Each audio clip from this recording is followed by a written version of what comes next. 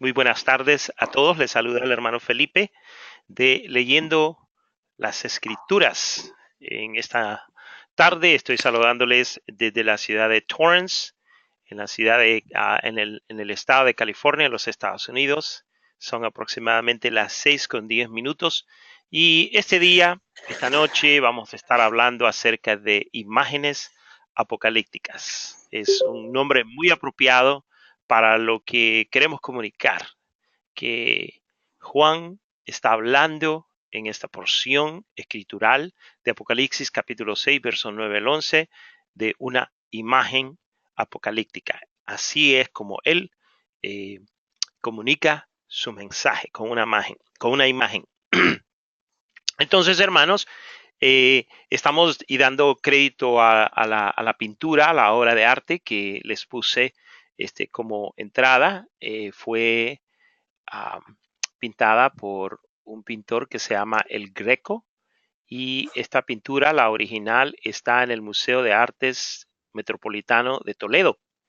Eh, esta pintura quizás, aunque todavía le falta quizás un poquito más de la imagen de lo que Juan vio, pero es lo que más cercano tenemos en lo que refiere a la imagen apocalíptica de Juan en el capítulo 6.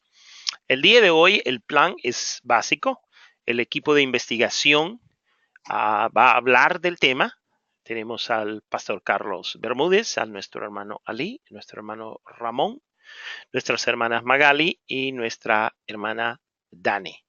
Este es el equipo que ha estado por 2 semanas leyendo, y ellos van a aportar a lo que vamos a decir el día de hoy. Y luego yo voy a concluir con una explicación del tema que estamos hablando. Hermano Ali, no sé si me escucha. Ok, sí, ya parece que nuestro hermano ya nos puede escuchar. Nuestra hermana Magali aún no abre su micrófono. Le voy a pedir que lo abra. ¿Sí me escucha, hermano Ali? Sí, hermano, ¿qué tal? Buenas noches, tengan todos los hermanos. Buenas noches, hermano Felipe. Buenas Estamos por noches. aquí ya activos y esperando pues el inicio de la clase de esta noche, donde esta noche estamos de apoyo técnico. El Amén. hermano Ramón y el hermano Ali, estamos de apoyo técnico con el pastor Carlos Bermúdez, donde, bueno, esta noche esperamos el que se destaquen pues nuestras hermanas Magali, Dani, honrando al Señor con esa explicación que sé que esta noche va a ser muy, pero muy extensa, llena de tanto conocimiento y de verdad va a ser toda una bendición esta noche esta clase, hermano. Amén. Qué manera de ponérmelas nerviosas usted a las chicas. No, pero todos tranquilos. Esas mujeres tienen nervios de acero, hermano, Ah, créanme. que yo sé, yo sé, yo sé. Hermano Ramón Fernández, salúdenos. Dios les bendiga. Aquí estamos para escuchar y aprender. Dios me lo bendiga, varones. ¿Cómo de que para Amén. escuchar y aprender? Usted también va a hablar, así que no se me haga como que no va a participar. Que usted va a Usted participar. me escuchó, ¿verdad? No. No, estuve, no fue señal la que le hice. Ah, ya veo. Bueno, pues nuestro hermano Carlos Bermúdez ya está con nosotros. ¿Cómo está, hermano Carlos? Salúdenos. Muy bien, hermano. Saludos, hermano Felipe, y a todos los hermanos que nos escuchan. Dios les Amén. bendiga. Amén. Amén. Que Dios le bendiga, hermano. Pues, ok, entonces vamos a comenzar lo que es la discusión. El día de hoy vamos a tener una discusión, y vamos a ir directamente al texto que nos corresponde en esta noche, y vamos a leerlo. Ok, vamos a ver cómo se los ponemos.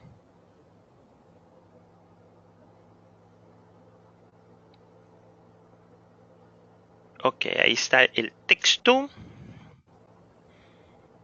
Permítanme un segundito, vamos a ver cómo lo podemos hacer un poquito más grande.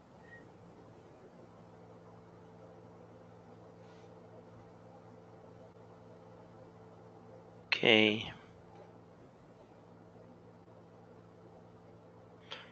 Ok, ahí lo tenemos. Ok, nos vamos a ir al verso 9. Ok, esto es lo que dice el texto. Cuando abrió el quinto sello, vi bajo el altar las almas de los que habían sido muertos por causa de la palabra de Dios y por el testimonio que tenían. Y clamaban a gran voz, diciendo: ¿Hasta cuándo, Señor santo y verdadero, no juzgas y vengas nuestra sangre en los que moran de la tierra? Y se les dio vestiduras blancas, y se les dijo que descansasen todavía un poco de tiempo hasta que se completara el número de sus consiervos y sus hermanos que también habían de ser muertos con ellos. Ok, entonces comenzamos con este texto y vamos a hablar al respecto. Vamos a permitir que nuestro hermano Carlos sea el que comience a dar la pauta, y luego así todos los del equipo vamos a ver qué es lo que pudimos investigar. Ok, hermano Carlos, ¿qué nos podría usted hablar acerca del tema de esta noche? Bueno, hermano, el tema de esta noche realmente tiene como tema principal el quinto sello. Y en ese quinto sello hay algo distintivo o que lo distingue de los otros cuatro sellos, porque los otros cuatro sellos es una visión que el apóstol Juan ve en el cielo, pero cuyas cosas sucederán en la tierra. Y este quinto sello es una visión que él ve en el cielo, pero sucede en el cielo, pues, porque las almas están en un altar, debajo de un altar que está en el cielo.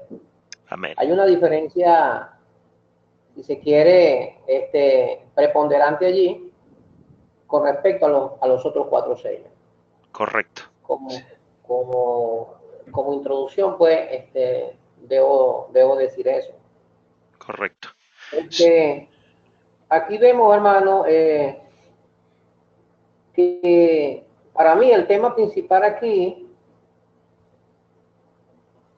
el propósito, pues, o el tema principal son unas almas que son las almas que están debajo de un altar y que están pidiendo justicia y venganza por la muerte, pues, que se les ha propiciado a ellos. Entonces, creo que debemos partir de allí, de esas almas, el por qué están allí, por qué piden venganza. Entonces, es lo que vamos a... Y otras preguntas, pues, que están implícitas en el texto, y es lo que vamos a ir, pues, entre todos desarrollando. Amén. Amén, gracias. Hermana Magali, ¿qué me podría añadir usted a esta imagen que Juan ha presentado en estos textos? Hermana Magali. Sí, ya. Bueno, en cuanto a estas almas que se habló en clases anteriores, hablaban de que eran los mártires y que estas almas habían recibido unas vestiduras blancas, las cuales tienen como símbolo de santidad y victoria. Pero lo curioso acá del texto es que dice que las almas ellas piden que se les haga venganza, que se les haga justicia por causante de la muerte que ellos recibieron, que se le haga justicia con sus enemigos. Más sin embargo, en cuanto a esta petición, se les dice que descansen un poco de tiempo. Amén. En cuanto a este poco de tiempo, no, si nos vamos al texto, no dice que se les ha negado lo que ellos, esa petición dice que esperen un poco de tiempo, que descansen un poco de tiempo, mientras que se completa el número de hermanos y consiervos que habían muerto así como ellos. Amén. Entonces, estas almas deberían esperar un poco de tiempo. ¿Y cuánto es el tiempo? Pues desde nuestra perspectiva como humanos nos inclinamos a pensar que un poco es un periodo breve, ¿no? Porque pensamos en función de nuestro tiempo cronológico. Correcto. Pero los santos que mueran en la eternidad deben ver ese corto intervalo, ¿verdad? Desde una perspectiva celestial y deben esperar. Sí. Esto en cuanto a... Dígame. Sí, fíjese que cuando lo que usted menciona acerca de el tiempo corto en el griego es cronón micrón, cronón tiempo, micrón pequeño, o sea, un pequeño tiempo. Y esas palabras son bastante importantes para entender muchas cosas que tienen que ver con la interpretación de estos textos. Muy buena observación, hermana. ¿Algo más que quiera añadir? No sé si está Dani presente para que ella también nos comparta un poquito más. Sí, Si, si está, ok. Magali, ¿tienes algo más que compartir tú? No, es esa parte que por lo menos nosotros nos manejamos con un tiempo cronológico, más en el tiempo de Dios no es así.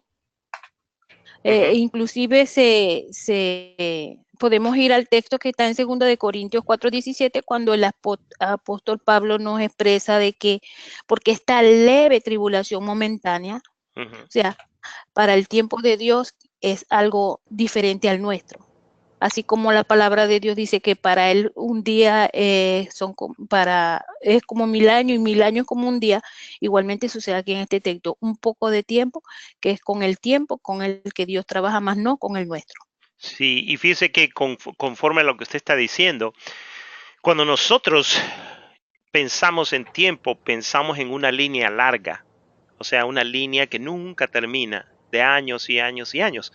En el pensamiento judío, los tiempos están marcados por ciclos, o sea que el tiempo comienza, vamos a decir, en este punto, da vuelta y luego regresa nuevamente al mismo punto donde comenzó, o sea que van en ciclos, ciclos. Para el judío el tiempo no lo ve como en una línea larga y eso es importante que nosotros lo entendamos, porque aquí cuando se habla de un tiempo, de un cronón micrón, está hablando de un ciclo.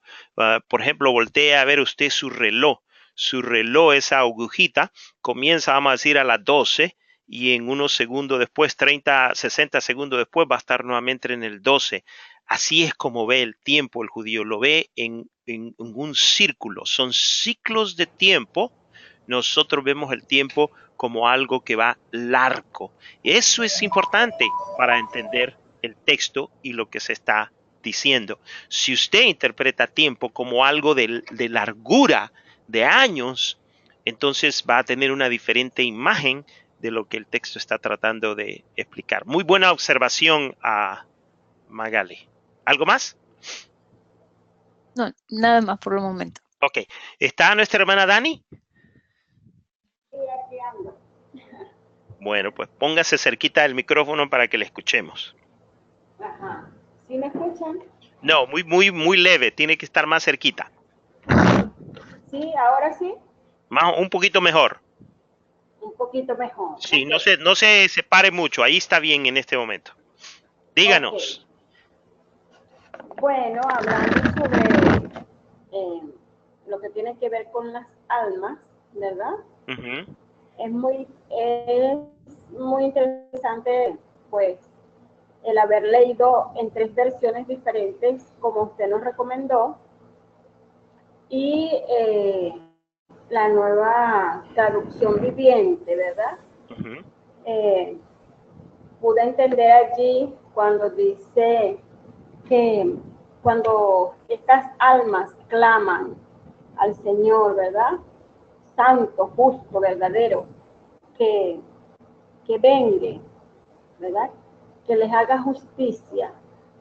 dice que ellos piden justicia por la sangre de ellos. Pude darme cuenta allí que cuando el Señor dice que, cuando se les dice que deben esperar un poco, puedo ver que no es que no se les vaya a hacer justicia, sino que, o sea, que el Señor no se ha olvidado de ellos y que no se les vaya a hacer justicia, sino que para que se les pueda hacer justicia sobre esa petición que ellos están haciendo en ese momento. Amén. Y también cuando habla de la sangre, ¿verdad? Se dice, pude ver también que ellos mueren, ¿verdad? Son decapitados, son degollados por estos hombres, ¿verdad? De la tierra, como dice allí el texto, y no es una muerte natural o alguna muerte de índole normal, sino que es una muerte de personas que han degollado, que han matado por causa de no negar la palabra y de no negar y por causa de su testimonio. Entonces eso me llamó bastante la atención, de que ellos, pues, va a haber justicia, el Señor les va a hacer justicia por causa de la palabra y de su testimonio. Okay. Me llamó mucho la atención. Amén, amén. ¿Algo más que quisiera añadir, hermana? Por ahora no.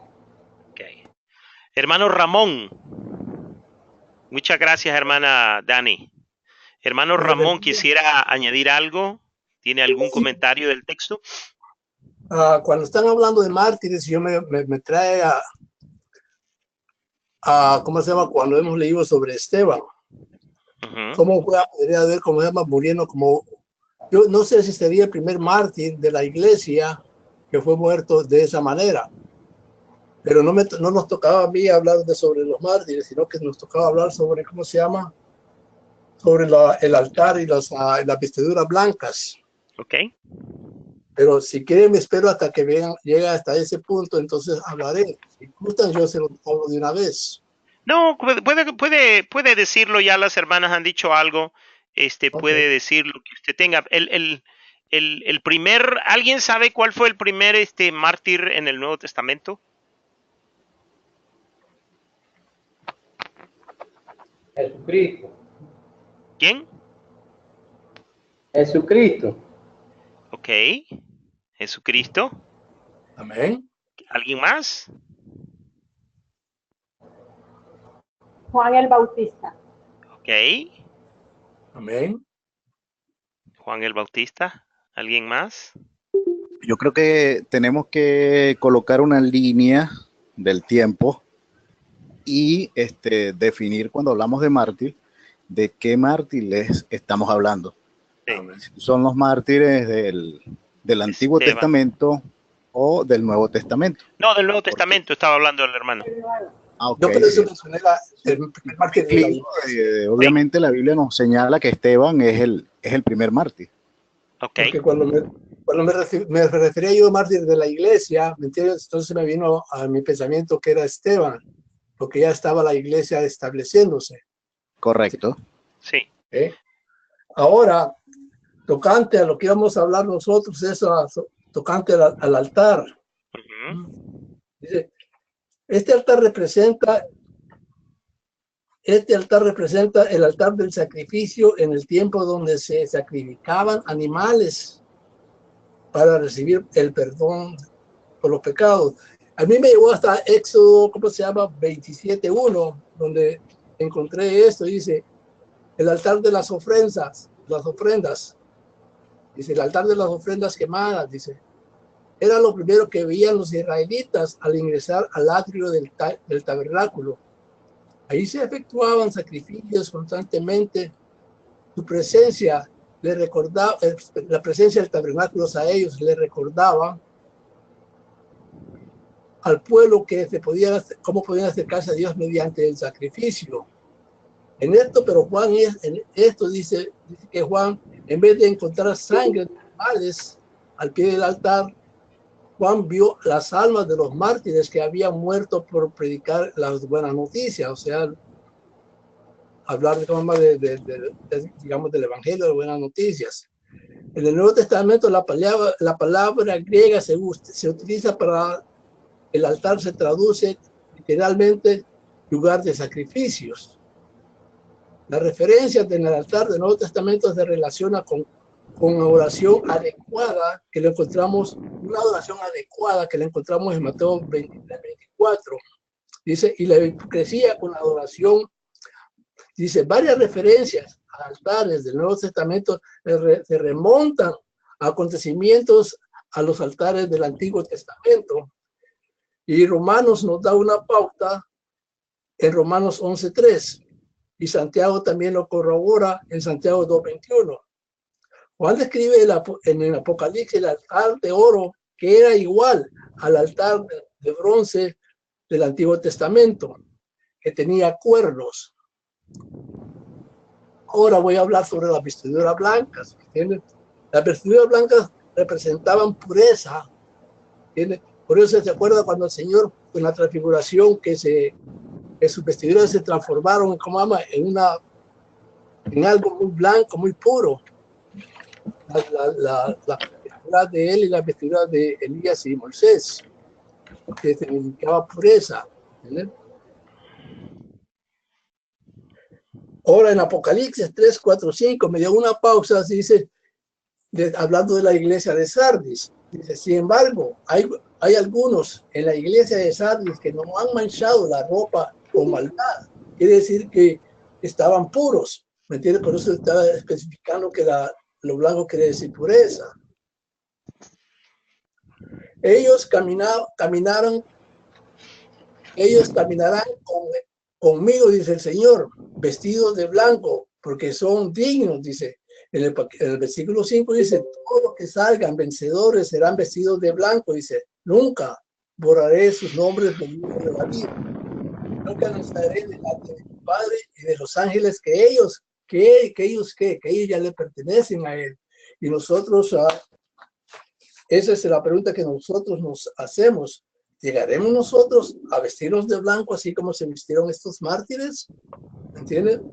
Eso es lo que tenemos nosotros que tener firme, estar, como se llama, en los caminos derechos, o sea, rectos del Señor. La ropa ahora, bien dicho, vamos otra vez a otra referencia.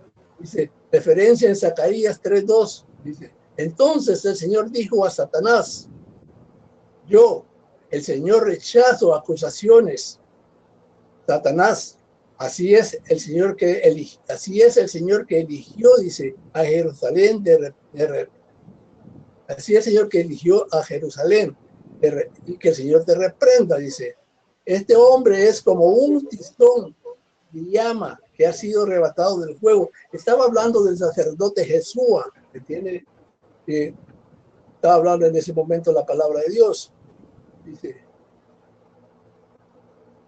dijo a otros dijo así, cuando estuvo de pie frente al ángel, entonces el ángel dijo a los otros que estaban ahí, quítenle esa ropa sucia.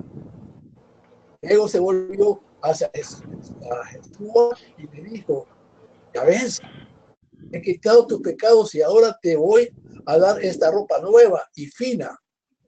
Dice, en el capítulo 3, del 1 al 10, las visiones de Zacarías es la historia de Jesús, el sumo sacerdote, describe como la ropa sucia de pecado se reemplaza con lino puro de la justicia de Dios. Cristo ha quitado nuestra ropa a nosotros. de pecado y la ha reemplazado con la justicia de Dios. Eso lo podemos leer en Efesios 4:24 y en primera de Juan 1:9. Ahora mi pregunta es, ¿nosotros tenemos esa expectativa? ¿Estamos seguros de cómo estamos nosotros? ¿No podemos, ¿cómo se dice, examinar a nosotros mismos? Yo hago una pregunta, le hago a la iglesia de ahora. Esto es lo único que puedo aportar brevemente, pero espero que haya servido para algo. Ok. Muchas gracias a hermano Ramón. Hermano Ali. Presente, hermano. Dígame. Pues cuénteme.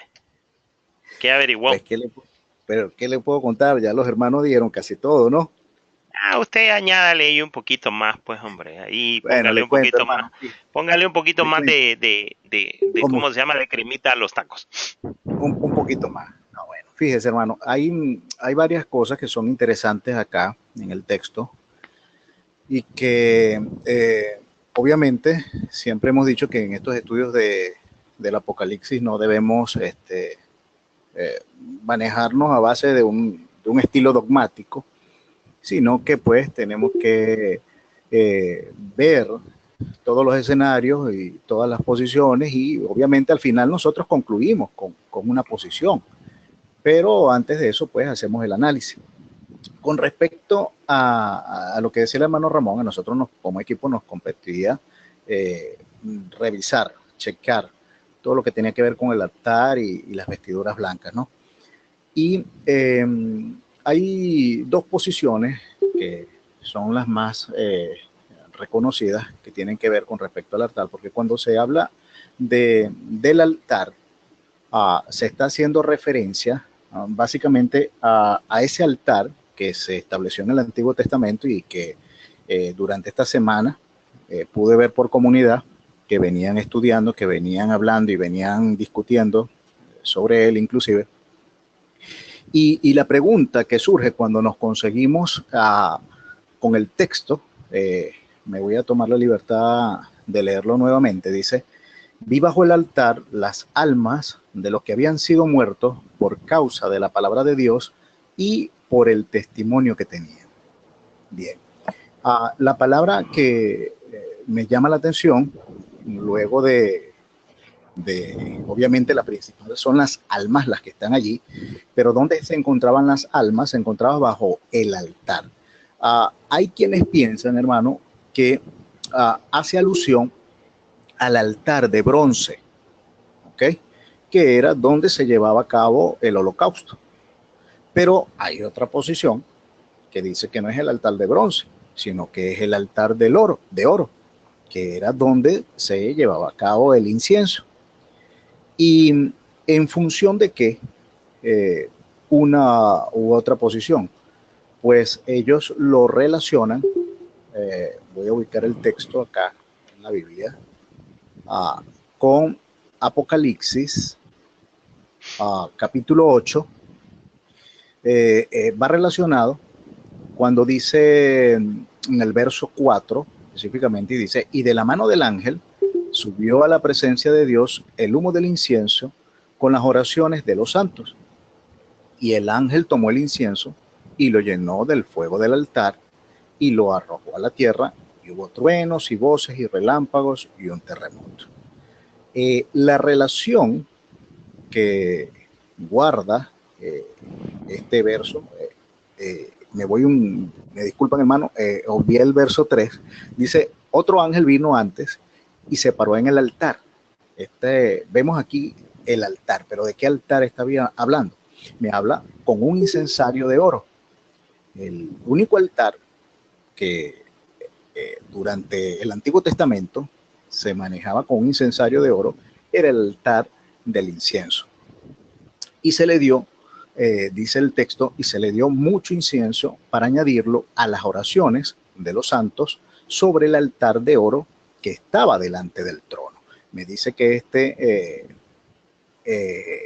altar de oro que está delante del trono y que es sobre el altar que se menciona en el verso 6, en el cual están estos mártires, el altar que está frente a Dios. De allí ellos deducen que pudiera ser el altar de oro específicamente. Hay otra posición que habla de que es el altar de bronce, puesto que esos mártires que están allí han sido degollados. Lo mencionaba por allí la hermana Dani, ¿verdad? Aunque no está en este texto que estamos leyendo en esta noche, pero sí está la relación en Apocalipsis 20, verso 4, donde señala, y vi tronos, y se sentaron sobre ellos los que recibieron facultad de juzgar, y vi, escuchen bien, y vi las almas de los decapitados por causa del testimonio de Jesús y por la palabra de Dios, los que no habían adorado a la bestia ni a su imagen, y que no recibieron la marca en su frente ni en sus manos, y vieron y reinaron con Cristo 1000 años. ¿Ok? Entonces, en función de este texto que señala que habían sido degollados y que obviamente fue por el hecho de no recibir la marca de la bestia ni adorarle, obviamente me está hablando de un tiempo específico dentro del escenario profético que tiene que ver con la tribulación, con la gran tribulación, donde las personas que se resistan a adorar a la bestia y a recibir su marca sufrirán este tipo de martirio, serán degolladas. Tengo una pregunta para usted, hermano. Ajá. ¿Cuál es su posición? ¿Cuál de los dos altares cree que es usted? ¿Que usted cree que es? Bueno, ¿Es el todavía de bronce estoy buscando, o el del incienso? Particularmente sigo buscando luz al respecto del tema, pero me inclino más hacia el altar de oro. ¿Okay? ¿Hacia el del incienso? Hacia el del incienso. Ok. ¿Por qué razón? Porque considero, hermano, que ya estas almas, en mi parecer, son las almas de los mártires que van desde el Antiguo Testamento hasta el final de los tiempos. ¿Ok? Hay una posición, y a eso ahora caigo en otra posición, de que hay quienes piensan que estos mártires de los que se habla acá son solamente los mártires de la gran tribulación, es decir, allí no están los mártires de la iglesia. Por lo tanto, si no están los mártires de la iglesia, no entra entonces Esteban, sino que solamente estaríamos hablando de cuando Dios comience entonces los tratos con la nación de Israel, y únicamente estaríamos viendo reflejado en este escenario a estos mártires que van a estar durante la gran tribulación. Qué importante es lo que usted acaba de decir, hermano. Y yo creo que deberíamos de apuntarlo. Si estamos apuntando, apunte lo siguiente, ¿ok? Pregunta número 1. ¿Cuál de los dos altares es y por qué es importante? Y la segunda es, ¿está hablando aquí de los mártires desde el primer mártir de la iglesia hasta que el Señor Jesucristo venga, o está hablando de los mártires que van a morir dentro de lo que se llama la gran tribulación? ¿Y cómo sabemos? ¿Cómo sabemos cuáles mártires son? O por lo menos, ¿cómo podríamos decir o asegurar de que son de la gran tribulación o que son todos los mártires? Son dos preguntas muy interesantes que valdría la pena que el día de hoy habláramos al respecto. Continúe, hermano, dígame más. Bueno, entonces, en función de los textos que les he citado, surgen estas dos interrogantes. Ya usted las enumeró. La primera de ellas, ¿verdad? ¿A cuál de los altares nos referimos? ¿Ok? En función, entendiendo de que obviamente ya este altar existía en el cielo, y que por lineamientos del Dios Todopoderoso, Moisés dio inicio a la construcción del altar en la tierra. Mas, sin embargo, no significa que anteriormente no se diseñaba ningún tipo de altar. Se hacía con tierra, se hacía con piedras, pero específicamente este tipo de altar, donde ya teníamos los dos altares continuamente, primero el de bronce al entrar al tabernáculo y ya llegando al lugar santísimo nos conseguíamos con el altar del incienso. Tenemos un primer escenario con respecto a lo que tiene que ver con el altar. Luego, posteriormente, para definir quiénes son esas almas de esos mártires, surge ese interrogante. Ya usted le enumeró, son los mártires que van entonces desde el primer mártir cristiano, que había confesado a Cristo y murió por la defensa del evangelio y por la palabra de verdad que Cristo había ya sembrado en el corazón de él, como lo fue Esteban, o se refiere específicamente a los mártires de la gran tribulación. Recordemos que el mismo Jesús, señalando en Mateo 24, hablándole a su pueblo, les decían que serían perseguidos y que el que perseverara hasta el final, ese sería salvo. ¿Ok? Entonces, tenemos estas dos grandes interrogantes con respecto a lo que es el altar, con lo que son las almas, y también nos correspondió a checar un poco con respecto a las vestiduras. Hay algo interesante que en lo particular me llama la atención cuando se lee este texto, es que obviamente para que usted se vista debe tener un cuerpo, ¿no? ¿Cómo es que me puedo vestir si no tengo un cuerpo?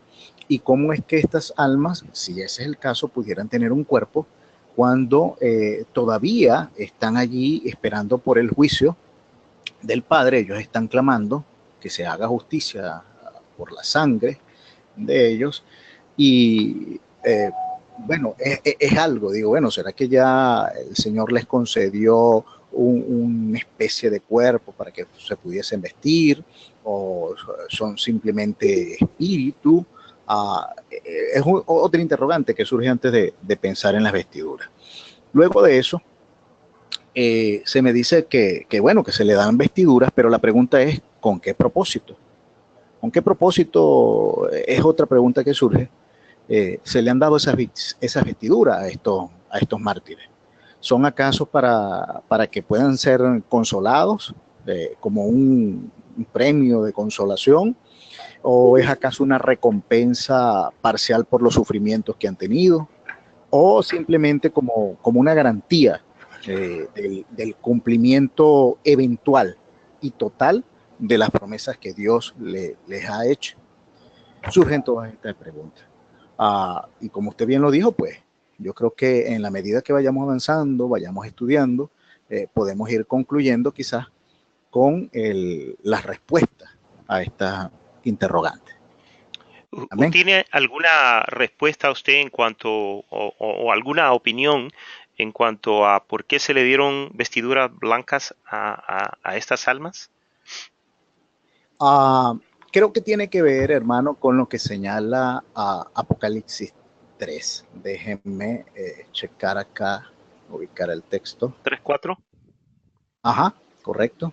Pero tienes unas pocas personas en Sardis que no han manchado sus vestiduras y andarán conmigo en vestiduras blancas porque son dignas. El que venciere será vestido de vestiduras blancas, y no borraré su nombre del libro de la vida, y confesaré su nombre delante de mi Padre y delante de sus ángeles. 3:5. En este sentido, hermano, viendo estas vestiduras que le son prometidas, fíjese bien lo que dice el verso 5, a el que venciere, ¿verdad? Será vestido de vestiduras blancas.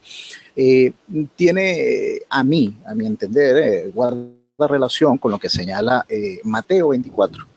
Dice que, bueno, los que perseveren y se mantengan fieles, pues vencerán y serán salvos. Ahora, pero pensando esto, tendría entonces que inclinarme más a pensar en que estos mártires definitivamente tienen que ser entonces los que están durante el periodo de la gran tribulación. Okay. Y me baso en qué. Usted dirá, bueno, ¿y en qué? Bueno, en esto que le acabo de decir. Y si denotamos un poquito o desmenuzamos un poquito más el verso 4 en el capítulo 20 de Apocalipsis, vemos que parte de lo que dice allí nos dice los que no habían adorado a la bestia. Aquí se está haciendo referencia específicamente a un grupo de personas. Se habla de las almas que fueron decapitadas, y si venimos haciendo un análisis que estas almas que están allí fueron las almas de los decapitados, pues si bien es cierto que anteriormente durante la historia de la iglesia también han surgido decapitamientos de otros márgenes, específicamente en este momento histórico, en este contexto histórico, me habla de los que no recibieron la marca de la bestia. En ese momento histórico en que fueron decapitados aquellos mártires, no existía todavía una figura de la bestia. No había una bestia a quien adorar. ¿Sí me explico? Sí, ese texto está en Apocalipsis 20, ¿verdad? 20, verso 4. ¿Puede leer? Sí, cómo no. Y vi tronos, y se sentaron sobre ellos los que recibieron facultad de juzgar. Y vi las almas de los decapitados por causa del testimonio de Jesús y por la palabra de Dios. Allí. Ok, entonces si fueron por causa del testimonio de Jesús, ahí está hablando de cristianos, ¿no? Eso es correcto. Ok, fabuloso. Entonces, verso, usted me está dando muchas respuestas. Luego le digo, si usted es el maestro, debería ser usted. No, hermano, estamos aquí. Hoy mi posición es de apoyo técnico. Es apoyo técnico. Ok, continúe, hermano. Ok, continúo. Y fíjese que en el texto que venimos analizando, ¿verdad? Dice que cuando se abrió ese quinto sello, se ven las almas de los que habían sido muertos. ¿Por qué cosa? Por la causa de la palabra de Dios y por el testimonio que tenían.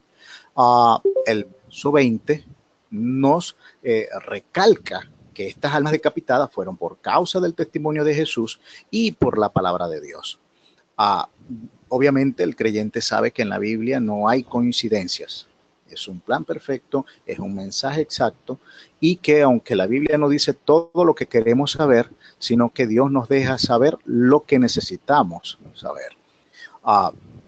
Los que no habían adorado a la bestia, bueno, recalco el punto acá. Se está hablando específicamente de un momento histórico, es un momento en que aún no se ha dado, es un momento donde todavía no tenemos esa imagen, esa figura de la bestia, no ha llegado ese tiempo, por lo tanto, queda entendido que este grupo de personas va a ser para este tiempo y para esta instancia. ¿Para qué se le dieron las vestiduras blancas entonces? Wow, yo considero que esas vestiduras blancas, básicamente en ese momento oportuno, han de haber sido para consolarla, consolarla y estar en espera, ¿verdad? Porque el texto continúa diciendo que descansen un poco más descansen todavía un poco de tiempo para ser consoladas y esperar que se dé el tiempo en que Dios cumplirá su justo juicio. Ok, le voy a ayudar un poquitito, ¿ok, hermano? Le voy a ayudar un poquitito. Apocalipsis 3:5 le dice por qué es que se reciben las vestiduras blancas. O sea, es una de las razones, y es una de las razones primordiales que está en este texto. Dice allí Apocalipsis 3:5, ¿qué dice? El que venciere será vestido de vestiduras blancas. Ok, hasta ahí. ¿Qué es lo que tiene que hacer para recibir usted vestiduras blancas? Vencer. Vencer, ok.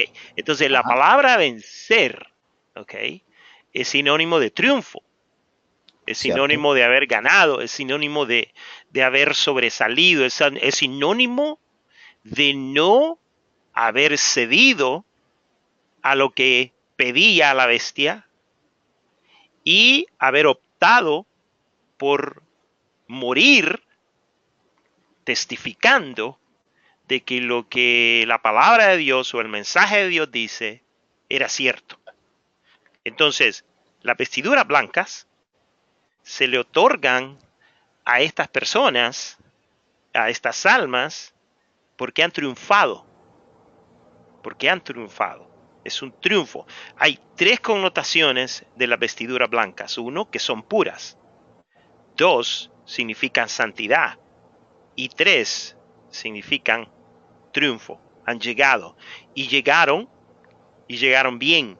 Porque, en otras palabras, decidieron negarse a sí mismos, llegar hasta la muerte con el fin de triunfar para el Señor. O sea, al morir por Jesucristo, porque son mártires, han triunfado. Y entonces fueron fieles y triunfaron sobre el mal. Muchas personas por salvar la vida la van a perder, pero muchos al perder su vida la van a ganar. ¿Se acuerdan las palabras del Señor Jesucristo, lo que dijo? Cierto, sí. Entonces, Apocalipsis capítulo 3, verso 5 es muy claro. El que venciere. Ahora, se aplica a este texto a nosotros que aún estamos bajo la gracia. Tenemos que vencer, tenemos que... Sí y no. Jesucristo ya pagó el precio por nuestra salvación. O sea, Jesucristo venció por nosotros. Pero, ¿ok? Pero da la casualidad, por ejemplo, el día de hoy, si usted va al Medio Oriente, ¿ok? Allí hay muchos cristianos que están siendo decapitados, a los que se les está pidiendo, se les está ordenando que nieguen su fe y se conviertan al Islam. Y si no lo hacen, los mueren degollados. Y esa gente, ahora, el día de hoy, olvídese de la gran tribulación, el día de hoy, ¿ok? Mueren confesando y profesando de que ellos son cristianos y que no van a negar su fe y que no tienen miedo de morir por esa causa, y mueren como mártires. ¿Por qué? Porque mueren confesando y dando testimonio de que Jesucristo es real. Entonces vencen. No solamente Jesucristo venció por su salvación, sino que mientras ellos estaban vivos aquí en la tierra, vencen. ¿Por qué? Porque no solamente viven por Cristo, sino que también mueren testificando y dando testimonio de que Jesucristo es real. Eso no es fácil. Eso no es fácil. ¿Me explico? Entonces por eso les digo sí y no. Sí y no, porque puede funcionar que allí en su mismo país, como ocurrió por ejemplo en mi país, El Salvador, cuando teníamos la guerra civil, me acuerdo que se contaba de que hay veces los ¿cómo se llaman? Los subversivos llegaban y mataban a la gente dentro de los templos porque eran cristianos. Pero en algunas ocasiones querían entrar a adorar y le pedían a todos aquellos que eran cristianos que se quedaran, y los que no eran cristianos que se salieran, e inmediatamente un montón de gente se salía y un grupo chiquito se quedaban, porque tenían miedo de que al decir que eran cristianos, entonces los iban a matar. El día de hoy, hermano, hay mucha gente dentro de la iglesia que si llegara una persecución de la iglesia a sus respectivas áreas a donde viven, yo les aseguro que muchas de esas personas se salen de sus iglesias, no regresan a sus iglesias por temor a morir por la causa de Cristo. O sea, no es fácil, pero ocurre. ¿Qué más, hermano? ¿Qué más me quiere decir? Bueno, no, hermano, aparte de eso, ya que usted ha hecho mención, estamos haciendo mención de lo que dice Apocalipsis 3:5, y es que esta palabra venciere tiene mucho que decir, va mucho más allá, ¿no? Y me gusta, no es que me gusta como un disco, ser como un disco rayado, ¿no? Sino que vencer tiene que ver con el hecho de que usted persevere también en algo. Usted no puede vencer si no persevera en algo. O sea, no puede llegar una victoria si no hay un esfuerzo, si no hay un sacrificio. Por lo tanto, entendiendo que en el mensaje que Jesús daba a la nación de Israel, en Mateo 24 específicamente, señalaba en el verso 9 que este pueblo sería entregado a tribulación y que los matarían, serían aborrecidos por toda la gente por causa de su nombre, y tiene que ver, en mi parecer, con mucho de lo que señalan algunos eruditos, de que es en este tiempo y que estos mártires se inclina más a la balanza a que sean de este tiempo y no de todo el tiempo de la iglesia. No es de la iglesia de Cristo, sino del tiempo de la tribulación. Y el verso 13 de Mateo 24, como ya lo decía anteriormente, cierra diciendo: mas el que persevere hasta el fin, este será salvo. Amén. Entonces, no sé si hasta aquí podemos llegar con esta participación para darle la oportunidad de que usted pueda seguir dándonos más luz con respecto al tema. Ok. Hermano. Sí, hermano.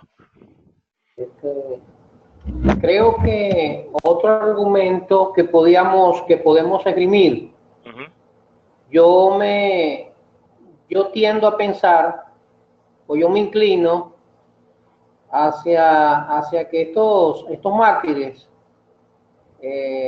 fueron muertos en el tiempo de la gran tribulación. Y otro argumento que podemos esgrimir es que, estudiando el contexto de los demás sellos, o sea, del primero al cuarto sello, antes de llegar al quinto, vemos en cada sello vemos los juicios de Dios, donde hay mortandad, donde está muriendo gente, e inmediatamente en el contexto vamos al verso 9, donde comienza a hablar del quinto sello y que se ve las almas que habían sido muertos por causa de la palabra.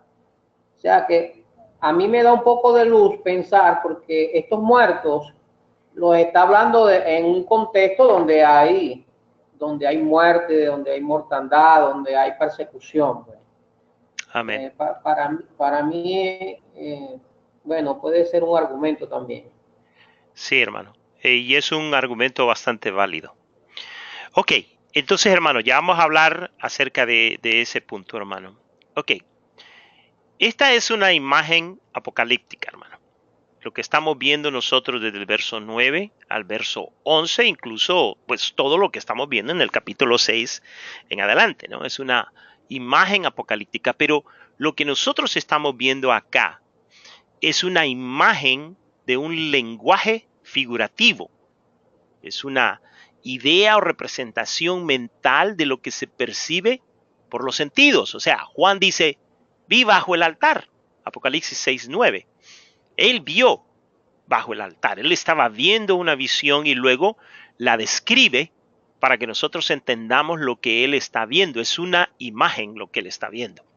La Biblia parece transmitir las verdades a través de representaciones pictóricas en lugar de un lenguaje abstracto. Las palabras muchas veces cuestan ser entendidas y entonces la Biblia se da el lujo de darnos muchas figuras. Y cuando nosotros estamos leyendo la Biblia, sería bueno que nosotros pensemos qué clase de lectura estamos leyendo, si es histórica o es poética o es apocalíptica o es una carta. Hay muchas figuras que nosotros necesitamos entender para poder percibir lo que el mensaje nos está diciendo. Entonces, lo que voy a hacer en este momento es que voy a hacer el exégesis, lo voy a llevar al texto. Vamos a ver, texto. Lo voy a llevar al texto y se lo voy a mostrar tal como está escrito. No le pongan mucha atención a las palabras que están abajo, porque yo estaba tratando de hacer unos comentarios, pero aquí está el texto en el idioma original.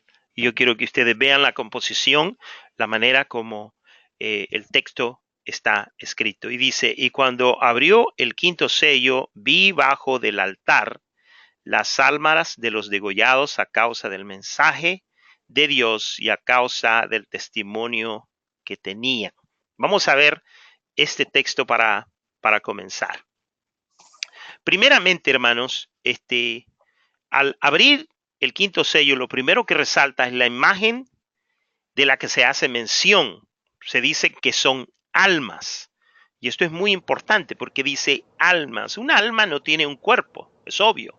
Un alma es la parte interna. La palabra de Dios nos dice que cuando se une, ¿cómo se llama? El espíritu con el cuerpo, lo que resulta es una alma viviente. Okay, cuando el cuerpo no tiene espíritu, entonces el cuerpo básicamente está muerto. Pero el alma todavía vive porque el alma es inmortal. Entonces, si es una figura apocalíptica, lo que el autor, el escritor nos está diciendo es que lo que estaba debajo de este altar no eran cuerpos, sino que eran almas, eran personas que ya habían fallecido. Eso es lo que está tratando de decir y lo podemos comprobar con el contexto de las mismas palabras que se está diciendo, porque después que él dice que él vio bajo del altar las almas, luego dice de los degollados.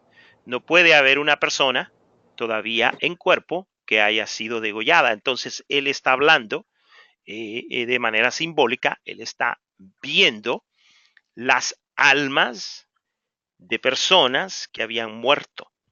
Eso es lo que está tratando de decir. Ahora, de acuerdo a Levíticos capítulo 4, capítulo 4, verso 7, la palabra de Dios nos dice de que la sangre, primeramente, cierta cantidad de sangre de la víctima o del animal que había sido o que iba a ser quemado o sacrificado, se rociaban primeramente los cuernos que estaban en las esquinas del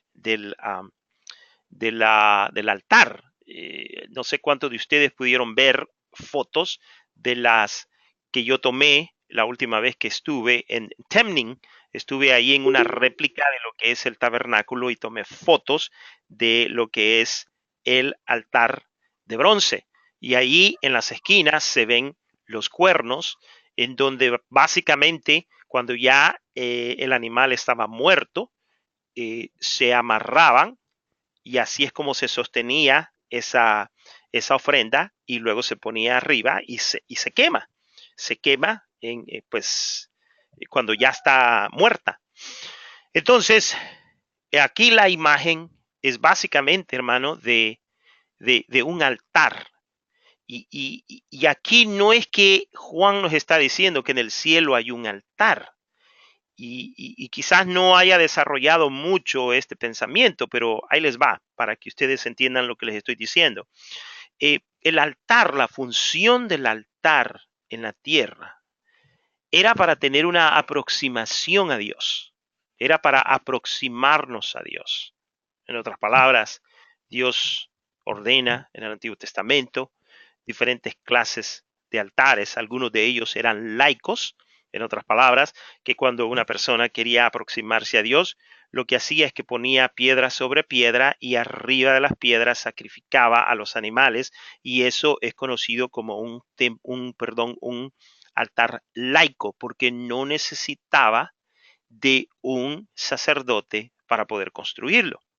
Pero luego llegamos a lo que es el tabernáculo y allí en esa instancia sí, Dios ordena cómo es que debe construirse el altar, las medidas, la altura, no podían tener gradas para subir, o sea, no podía tener ciertas elaboraciones, pero Dios da las indicaciones cómo los altares deben de ser hechos para el tabernáculo. Pero más que eso, ahora ya no puede hacerlo un laico, sino que solamente los levitas, Aarón, los sacerdotes y el sumo sacerdote, pueden ministrar esa cercanía a Dios.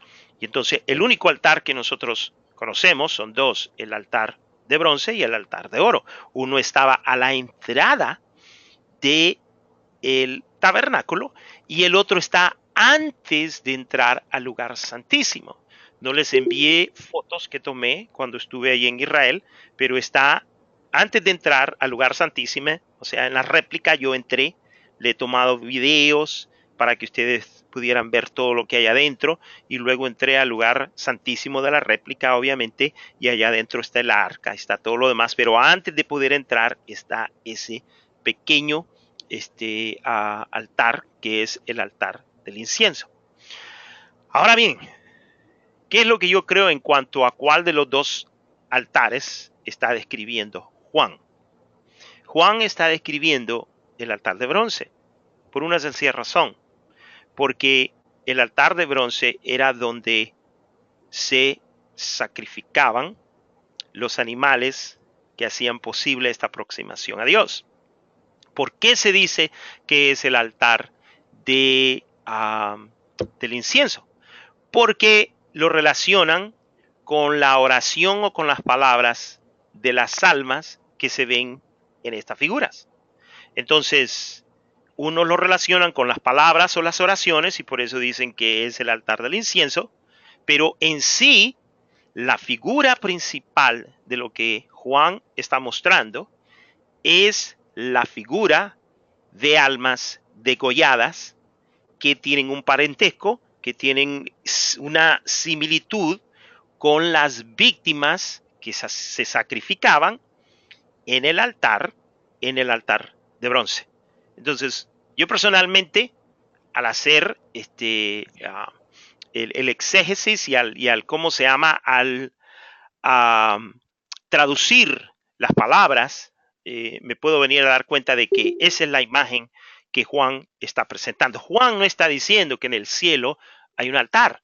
Es lo segundo que quería decirlo. ¿Por qué? Porque al estar en el cielo, usted va a notar que en los capítulos anteriores, el capítulo 4, el capítulo 5, la adoración a Dios se hace, Dios en su trono, y luego todas las criaturas adorándole al Señor. Están en aproximación a Dios, a lo que es su trono. Entonces en el cielo básicamente no es necesario tener un altar porque Dios será el que está con su pueblo. Más adelante hay ciertos versículos que apoyan básicamente esta idea.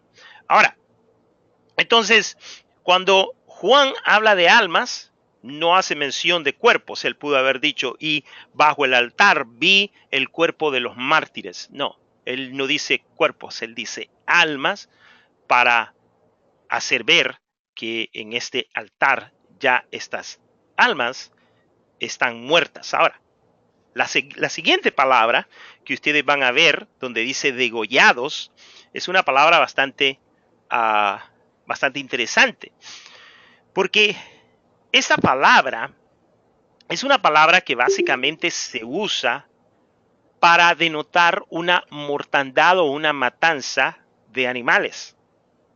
Cuando nosotros escuchamos una matanza de animales, pues no es tan raro. Hay animales que se matan por cuestiones comestibles, se pueden matar 1, 2, 3, 4, 5, 10, dependiendo cuántas personas existan. El día de hoy se matan muchos animales y es una matanza de animales por cuestiones que nosotros podríamos entender o no entender. Pero aquí la palabra espagamenone se usa para hablar de una matanza de seres humanos. Y eso no es bastante común. Aquí se está hablando de ser degollados, y la palabra que se usa es degollados, pero no necesariamente porque los que murieron degollados, sino para mostrar que la muerte que sufrieron estas almas era de una manera violenta. Y me voy a explicar lo que les estoy tratando de decir en este texto. Por ejemplo, se cree que Pablo murió decapitado. A él le cortaron la cabeza. ¿Por qué? Porque él era un ciudadano romano. Y como ciudadano romano, a él no lo crucificaban, no lo enviaban a que muriera con los leones, sino que a un ciudadano se le daba una muerte que fuera súbita, que fuera ligero, que no tuviera mucho sufrimiento, aunque para nosotros el morir decapitado muestra tremenda violencia, y aunque sí lo muestra, pero era lo más liviano de clase de muerte que Pablo podía recibir. Entonces él fue decapitado. Se dice que Pedro murió crucificado. que optó por crucificarse con cabeza hacia abajo. La mayoría de los discípulos del Señor Jesucristo murieron a través de puñaladas, de lanzas, de otras maneras, y no necesariamente murieron degollados. Pero esta es una figura, nuevamente, para mostrar la manera como habían muerto. Y de allí es donde nosotros llegamos a la conclusión de que eran mártires. ¿Por qué? Porque fueron degollados de la misma manera que un animal es degollado, con violencia, en contra de sus, ¿cómo se llama? De todas las leyes, así como fue martirizado el Señor Jesucristo. Se dice que fueron arriba de 2000 y pico de leyes que fueron violadas para poder crucificar al Señor Jesucristo. Ahora, muy importante, no todas las personas que murieron por Cristo son conocidas como mártires. ¿Ok?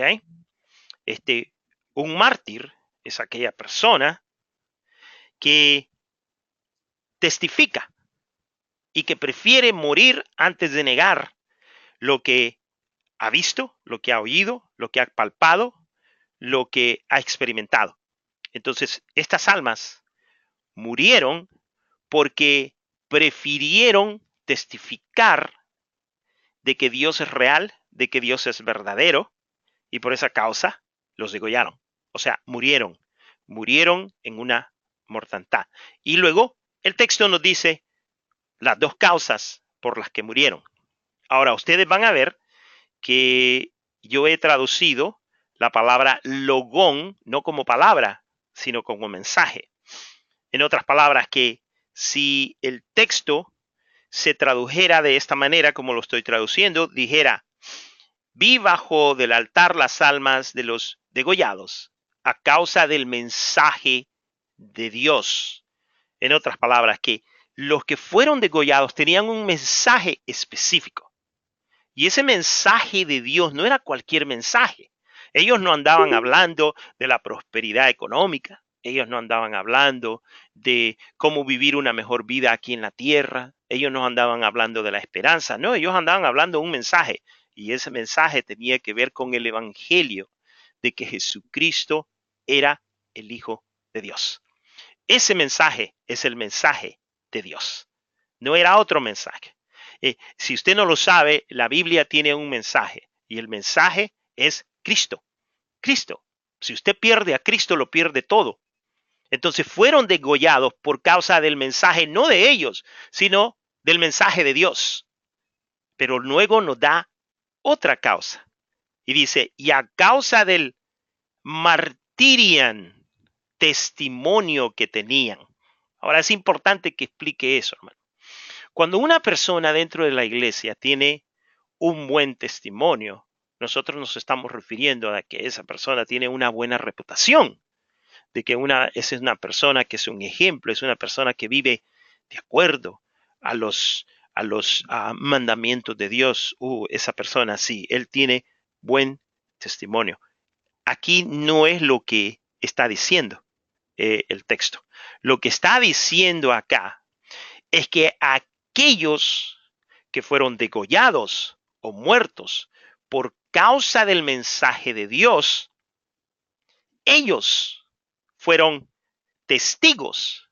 Ellos vieron, ellos palparon, ellos escucharon, ellos experimentaron lo veraz, el mensaje verdadero de Dios, de que Jesucristo era verdadero. Entonces, su vida fue el testimonio. Lo que ellos vieron, palparon, ellos eran veraces. Ellos eran los que daban la pauta y testificaban que ese mensaje del Señor Jesucristo, ese mensaje de Dios, era verdadero. No que solamente vivían bien, que aparentaban ser buenos cristianos, que aparentaban ir a la iglesia, sino que su vida y cómo escogieron morir fue lo que se convirtió en el testimonio que ellos tenían. Ese mensaje, esa experiencia con Cristo era su testimonio. Entonces, podríamos decir acerca de este texto que, número uno, aquí se está presentando una imagen de mártires que habían sido muertos, ¿ok?, por causa del mensaje de Dios, que era Cristo, y porque ellos con su propia vida habían decidido morir porque creían en el mensaje de Dios, que el mensaje de Dios era veraz.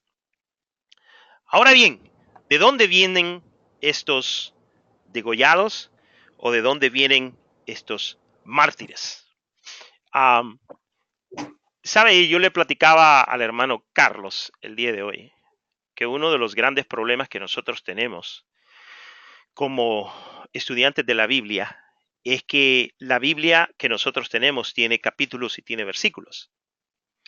En el tiempo cuando estos textos le fueron dados a la iglesia, este mensaje, este libro de la revelación de Jesucristo, no tenía ni capítulos ni versos. Entonces, el que se sentaba a leerlos, cuando iba a interpretar algo, cuando quería entender algo, él no se dedicaba a hacer lo que nosotros estamos haciendo en este momento, explicar un verso, sino que ellos miraban todo lo que había en el mensaje de la revelación y lo comprendían, lo entendían. Entonces, para nosotros nos cuesta poder ver verdaderamente toda la imagen que se está presentando porque vamos verso por verso. Este verso, hermanos, si nosotros le quitamos verso 9, verso 10 y verso 11, es parte de todo lo que se ha venido diciendo en el capítulo 6. Y antes de llegar a estos versos, el capítulo 6 nos ha dicho de que ha habido mortandad, de que ha habido muerte, de que ha habido mucha violencia.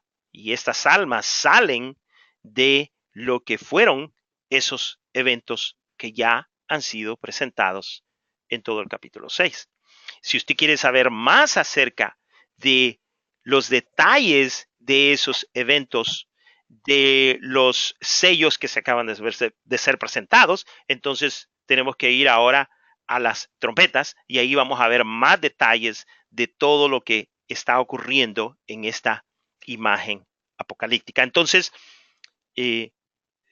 dos cosas que yo personalmente creo al hacer la traducción y el exégesis de ese texto, que es número 1, este altar es el altar de bronce, donde se queman las ofrendas o el holocausto al Señor, y que la única razón por que hay personas que creen que este altar es el altar del incienso es porque las almas de los degollados comienzan a orar al Señor. Esa es la única correlación que se le da a esta cuestión.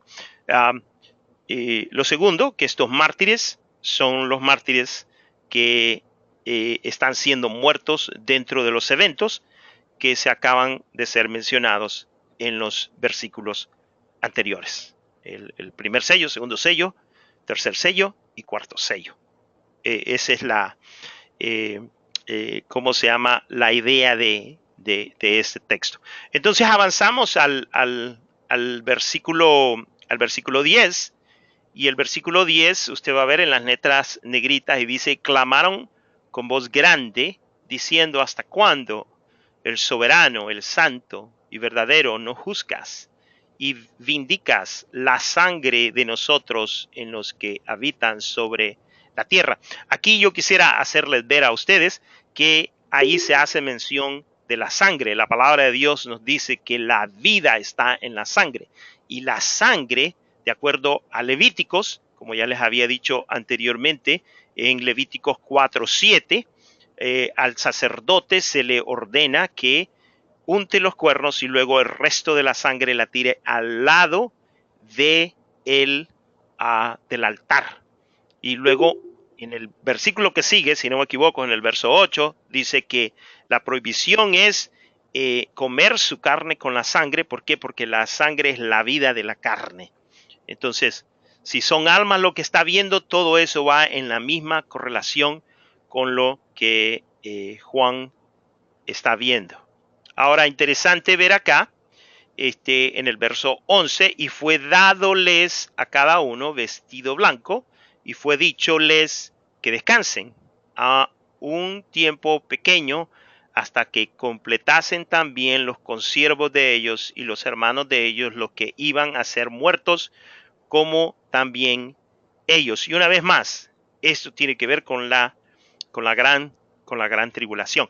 Yo creo, hermanos, que Juan aquí no está pensando en todos los mártires desde el primer mártir hasta la venida del Señor Jesucristo. Está pensando específicamente en su imagen apocalíptica. Está pensando en lo que va a ocurrir, lo que está por ocurrir dentro de lo que es el periodo de la gran tribulación. Ahora, interesante acá, los vestidos blancos. ¿A quién se le da los vestidos blancos? Pues hay una serie de versículos que nos hacen ver que estos vestidos blancos, por ejemplo, los ángeles tienen vestiduras blancas. Son seres que vienen del cielo, se presentan a los seres humanos y inmediatamente usted se da cuenta, se identifica de que esas son personas o seres celestiales. ¿Por qué? Porque tienen vestiduras blancas. A estos que han muerto, dice que se le dan vestiduras blancas. Y se le dan vestiduras blancas a ellos porque han vencido. Porque han vencido. O sea que el triunfo de estas almas consiste en dos cosas. Número uno, que fueron fieles hasta el final. Y número dos, tiene que ver que enfrente de la maldad, ellos vencieron. O sea que las vestiduras blancas aquí representan triunfo. Triunfo. Es el triunfo de Dios. Es el triunfo que se puede llevar a cabo si uno es fiel y si uno cree a lo que es la verdad, el verdadero mensaje que es el Señor Jesucristo. Ahora, por otro lado, está el texto que dice que les dicen a las almas que descansen.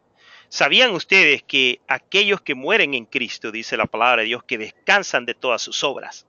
Pero aquellos que reciben la marca de la bestia no van a descansar nunca más, eternamente nunca van a descansar. Entonces, aquí lo que está mostrando es que reciben vestiduras blancas, pero además de eso, reciben el favor de Dios, el descanso. Es como que Dios les estuviera diciendo, tengan paz, que a su debido tiempo todas las cosas llegarán a su final y vosotros seréis vengados. Y no solamente eso, sino que van los moradores de la tierra van a ser juzgados. Entonces, vamos a hacer una recapitulación de todo lo que acabamos de hacer. Almas no tenían cuerpos. Eso quiere decir que ya habían muerto. Estaban bajo el altar. Ahí ustedes, cuando vean esta presentación una vez más, van a poder ver Levítico 4:7, Levítico 17:10 al 12. En el verso 10 se habla de la sangre, exactamente lo que ocurría y que hemos estado estudiando en el capítulo 1 y el capítulo 2 del libro de Levítico. Ahí vamos a ver que sin derramamiento de sangre no hay perdón de pecados, excepto que estos mártires no estaban muriendo por la salvación de nadie, sino que estaban muriendo como testigos, como mártires de la veracidad del mensaje de Dios. Habían sido muertos, spaso, ya lo expliqué, espagmenón, matar, masacrar, asesinar, sacrificar, a través de violencia, ausencia de misericordia. ¿Por qué causa? Por causa del logón, o sea, del mensaje de Dios. No es el mensaje de uno. O sea, yo no tengo absolutamente ningún mensaje, a no ser que sea el mensaje de Dios. Y ese mensaje tiene que ver con la veracidad del Señor Jesucristo. Pablo mismo lo decía, cuando vine a vosotros, yo no vine con palabras de sabiduría, ¿ok?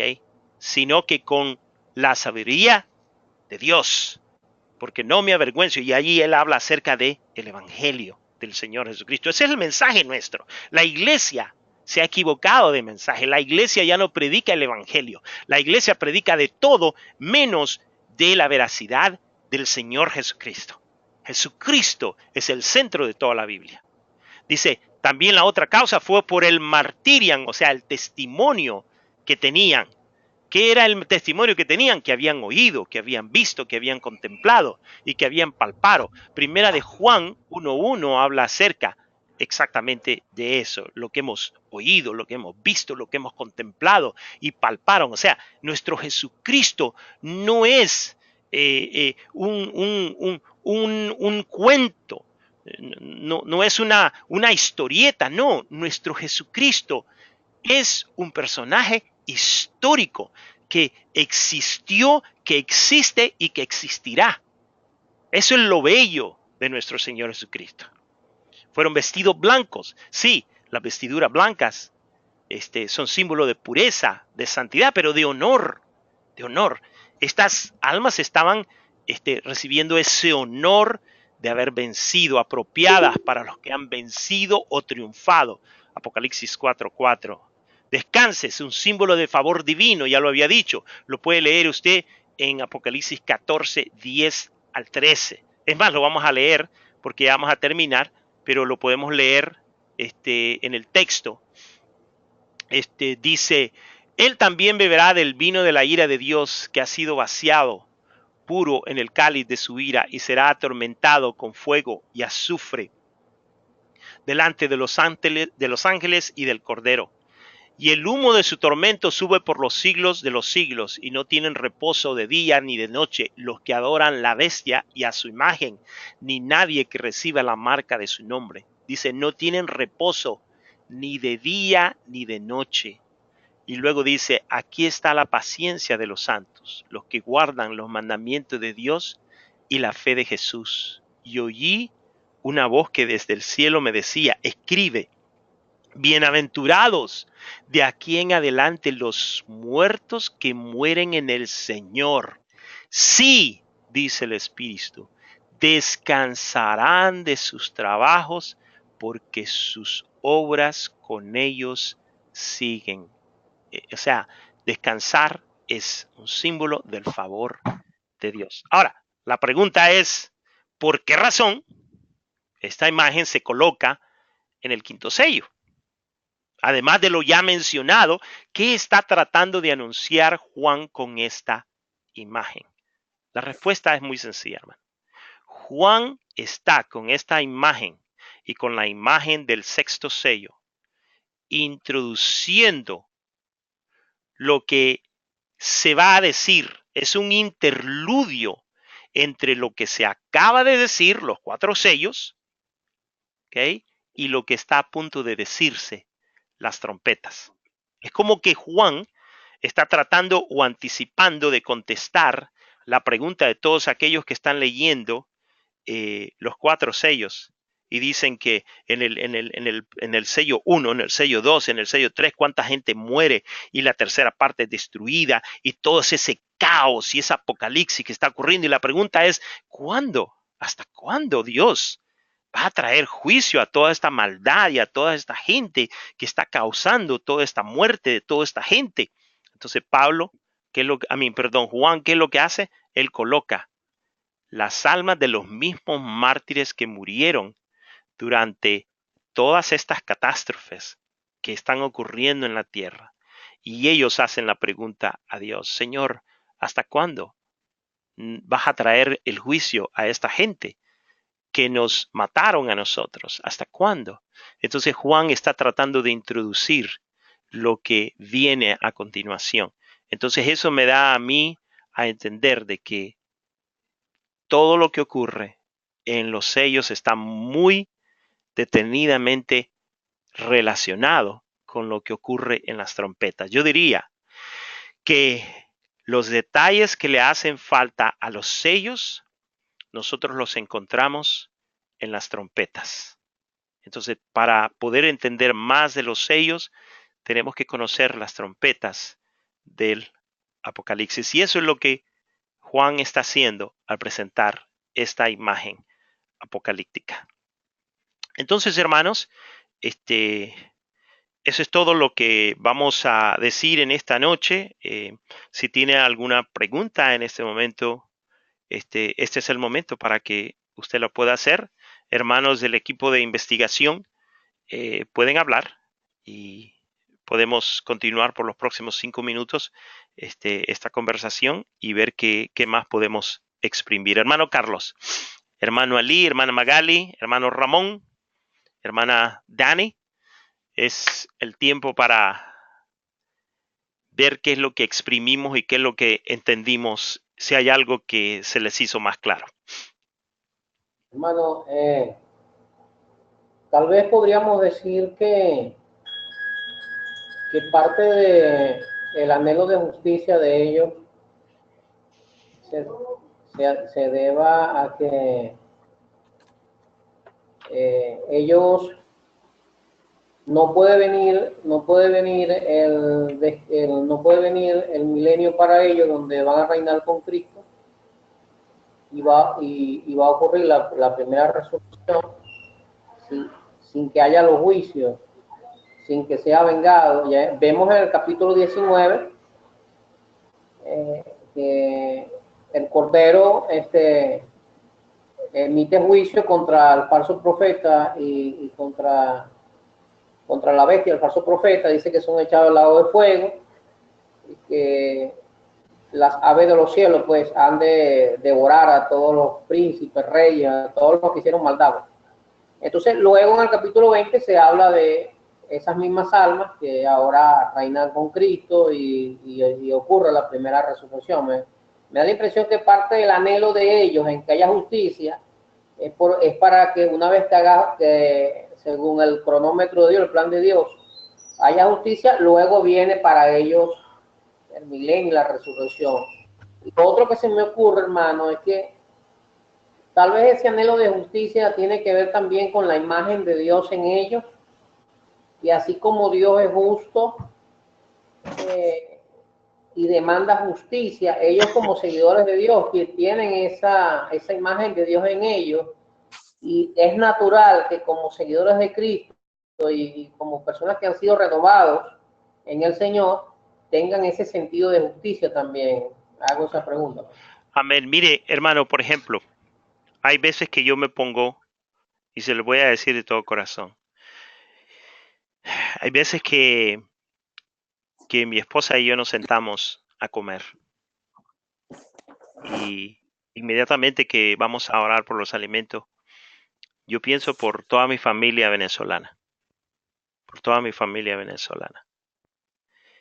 hay veces que uno no puede entender el sufrimiento de otros, a no ser que de una u otra manera se transporte a qué sería mi vida si yo no tuviera lo que tuviera. ¿Me explico? Yo creo, hermanos, y le digo esto, hermano, porque yo creo que la imagen de estas almas orando, intercediendo, pidiendo por justicia y por vindicación, es porque verdaderamente durante el periodo de la gran tribulación, el sufrimiento es un sufrimiento real, que a nosotros no se nos puede, o sea, no lo imaginamos simplemente porque lo vemos en las páginas de la palabra de Dios y creemos muchas veces que todo esto es un simbolismo, pero son datos reales de cosas que van a ocurrir realmente, y el sufrimiento especialmente de aquellos que profesan el mensaje de Dios va a ser real, van a morir de manera violenta, van a morir de manera que ni a los mismos animales se les administran estas clases de muertes. Lo hemos visto, por ejemplo, la manera como fueron muertos los judíos en el Holocausto, en donde se les quitó, a ellos se les designó ya no ser ni ser humanos para no ser tratados como seres humanos, y murieron y perecieron. Bueno, el Holocausto va a ser más intenso, de tal manera que la palabra dice dos cosas. Número uno, que jamás en la historia del mundo ha habido tal tribulación. Y otra cosa, que si el tiempo no se acortara aún, los escogidos quizás no podrían entrar. Así va a ser este sufrimiento. Entonces, lo que nosotros vemos en esta imagen de las almas es simplemente pidiéndole a Dios que ya cese ese sufrir, que ya venga el juicio, que ya venga la venganza del Señor en contra de los moradores de la tierra, quienes son los que matan a toda esta gente. Hermano, el sufrimiento es real. Y yo muchas veces, yo lo veo a ustedes, hermanos, no solamente a mis hermanos venezolanos, pero por ejemplo, nuestros hermanos hondureños, que sufren por las cuestiones políticas, nuestros hermanos venezolanos, cómo sufren y el dolor es real, el dolor es real. Ninguno de nosotros que vivimos, especialmente aquí en los Estados Unidos, podemos imaginarnos lo que ustedes están pasando. Bueno, esto es lo que ocurre en el mismo texto.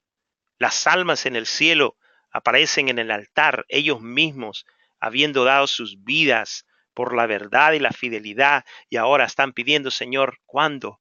En otras palabras, hazlo pronto, Señor, porque muchos están sufriendo de la misma manera que nosotros hemos sufrido. Se les dan las vestiduras blancas y se les dicen descansen, porque dentro de muy poco todo esto se va a llevar a cabo. Esa es la imagen que Juan está dándonos. Él está diciendo, todavía no es el fin, pero el fin viene pronto. Es el interludio que viene a las cosas que vienen, porque cuando usted estudia las trompetas, usted va a ver los detalles de todos estos sufrimientos que han ocurrido en todas estas catástrofes que han sido enviadas como juicio a los moradores de la tierra. ¿Me explico? Sí, señor. Hermano Ali. No, bueno, hermano, la exégesis que usted ya hizo, pues es bastante completa, es bien clara, bien explícita, bastante concisa.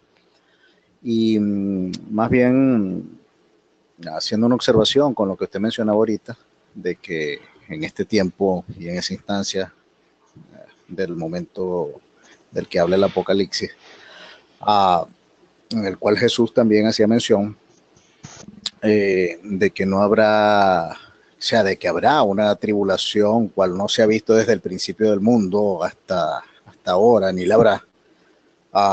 La mente humana, el ser humano, tiene mucho deseo por esa parte mórbica, ese morbo que lo lleva a cuando se ensaña contra alguien, se vuelve más que humano, animal y visceral. Por lo tanto, yo creo que este ruego de estas almas, suplicándole al Señor que se haga justicia, obviamente tiene que ver con la manera, la tortura, la forma en que ellos van a morir. Conocemos la forma en cuál van a morir. Van a ser degollados, van a ser decapitados, pero no nos podemos imaginar cómo va a ser el camino torturoso por el cual ellos van a transitar antes de llegar a ese punto. Yo no creo que el enemigo de las almas la vaya a poner tan fácil y, ok, no aceptas el sello de la bestia, no decides adorarla, pónganla aquí, móchale la cabeza. No creo que sea tan fácil. Yo creo que los van a torturar, los van a hacer sufrir extremo. De hecho, históricamente, durante la Inquisición, se hablaba de que muchas veces los desmembraban, los descuartizaban, los estiraban. Y hoy día, que el ser humano ha avanzado no solamente en tecnología, sino en maldad, creo que en ese tiempo la manera de cómo estos mártires van a llegar a ese momento de clamar al Señor, el previo a eso, va a ser muy torturoso, hermano. Va a ser una tortura extrema. Hermano, definitivamente pienso que va a ser así.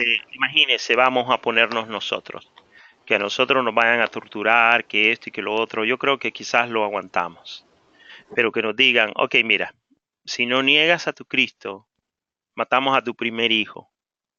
Y luego matamos al segundo, y matamos al tercero. Si no lo confiesas, luego matamos a tu esposa.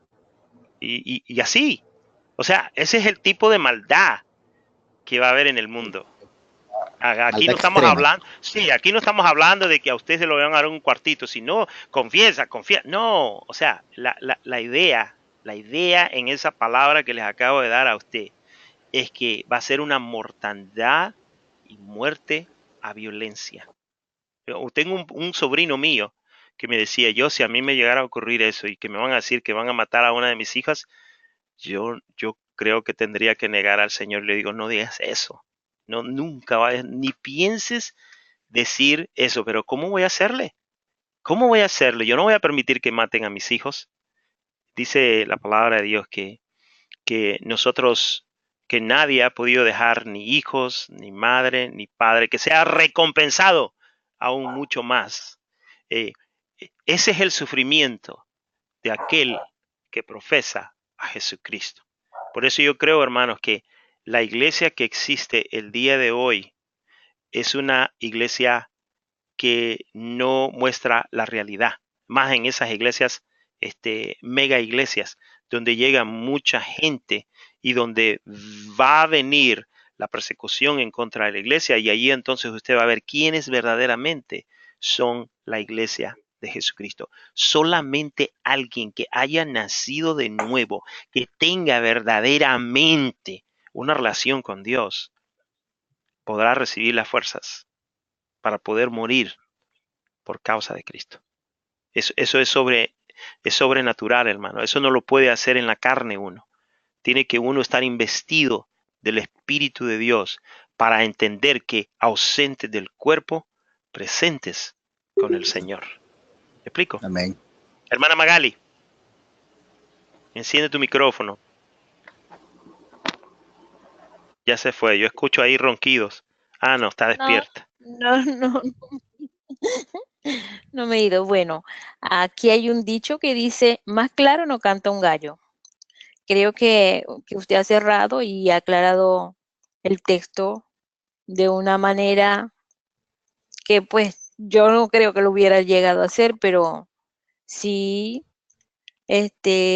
despejó muchas dudas, muchas incógnitas, muchas preguntas que cuando estábamos haciendo el estudio, Carlos, Dan y yo no sabíamos cómo responder. Y gracias a Dios porque usted ha dado esa respuesta en el día de hoy. Amén, gracias, hermano. Hermano Ramón. Hermano, a mí me sacó de muchos, ¿cómo se llama? De muchos pensamientos diferentes. Okay. Lo que yo entiendo es, ¿cómo se llama? Que nosotros esperamos no pasar por este sendero que va a tener, ¿cómo se llama? El pueblo de Dios después de la iglesia ser levantada. Sí. Digamos que nosotros, como hice una pregunta, que si nosotros teníamos esa expectativa como iglesia de no quedarnos, ¿me entiende? Hasta la gran tribulación. Si nosotros tenemos la expectativa y estamos francamente cimentados en lo que creemos, continuemos así cimentados en lo que creemos y no desfallezcamos, para que nosotros también seamos levantados con la iglesia, porque somos iglesia. ¿Me entiendes? Yo siento mucho por mis hijos si no van a llegar a conocer, ¿cómo se llama? Al Señor como usted debería de conocerse. Yo los insto, ¿me entiende?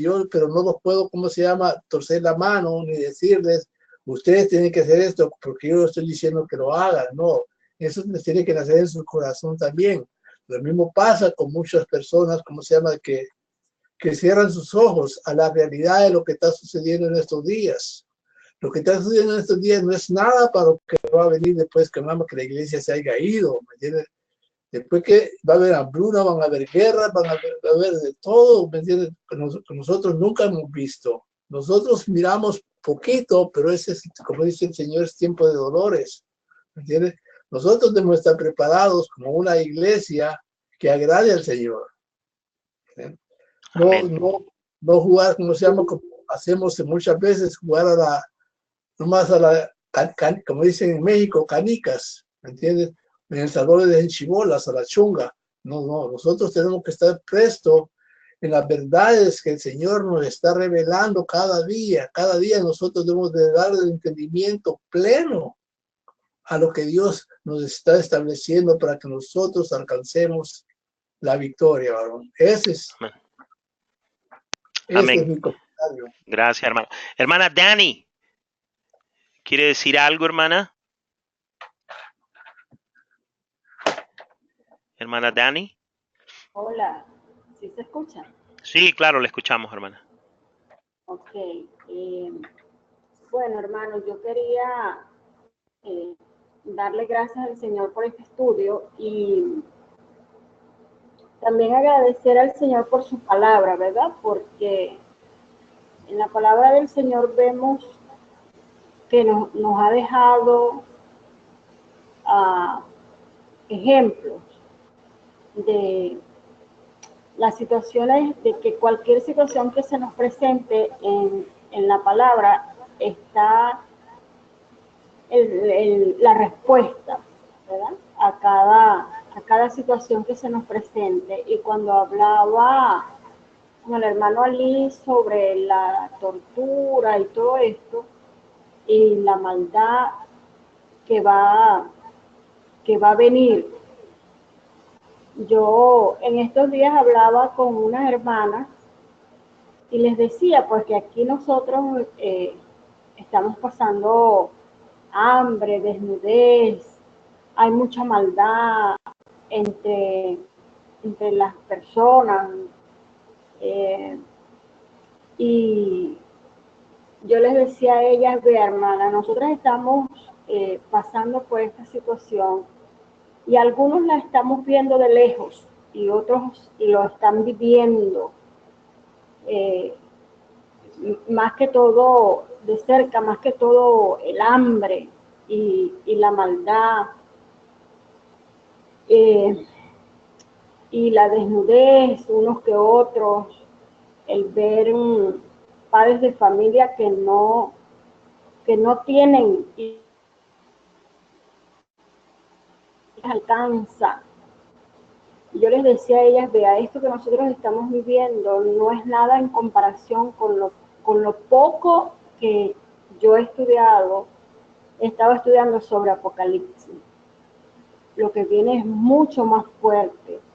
Y solamente el saber, el estudiar lo que viene y lo que el Señor promete para cada uno de nosotros es lo que nos va a sostener si en el momento que nosotros pasemos por eso. Amén. Eso por una parte. Y lo otro es que cuando habla de la muerte, pues vemos cómo la palabra describe la muerte, la persecución, la tortura y todo lo que nuestro Señor Jesucristo pasó, que lo describe Isaías 53 y que nuestra mente finita no alcanza a imaginar, ¿verdad? Porque dice que no hubo un centímetro de su cuerpo que no fuera molido, fue escupido, fue abofeteado, fue insultado, dijeron mentiras de él y todo esto. Entonces ahí vemos de lo que es capaz el hombre sin Dios y sin esperanza. Amén. Y pues eso me llama mucho la atención y nos da como una luz de lo que debemos hacer en el momento que pasemos pues por este tipo de tribulaciones. Amén. Eso me llama mucho la atención, hermano. Sabe que, hermana, me llamaba la atención, y voy a concluir con esto, me llamaba la atención lo que usted decía, hermana. Sabe que hay varios predicadores venezolanos que le predican a Venezuela que todo su sufrimiento se debe a que Dios los está juzgando. Y eso es mentira. Eso no revela el carácter de Dios. Ustedes se van a dar cuenta que muchas de estas personas que mueren durante la gran tribulación mueren por el mensaje de Dios y por el testimonio que tienen de Dios. O sea, que no es un juicio de parte de Dios, sino que el morir por Cristo es parte de la cristiandad. No porque Dios los ha juzgado, sino que porque es parte de quien nosotros somos, de nuestra naturaleza, que nosotros somos seres, somos ciudadanos del cielo. Allí es nuestro destino, el cielo, ciudadanos del cielo, y que el mundo, porque odia a Jesucristo, porque odia al Padre, porque odia todo lo que tiene que ver con la Biblia, nos va a perseguir y hasta nos va a llevar a la muerte, pero no es por causa de que Dios esté juzgando a Venezuela.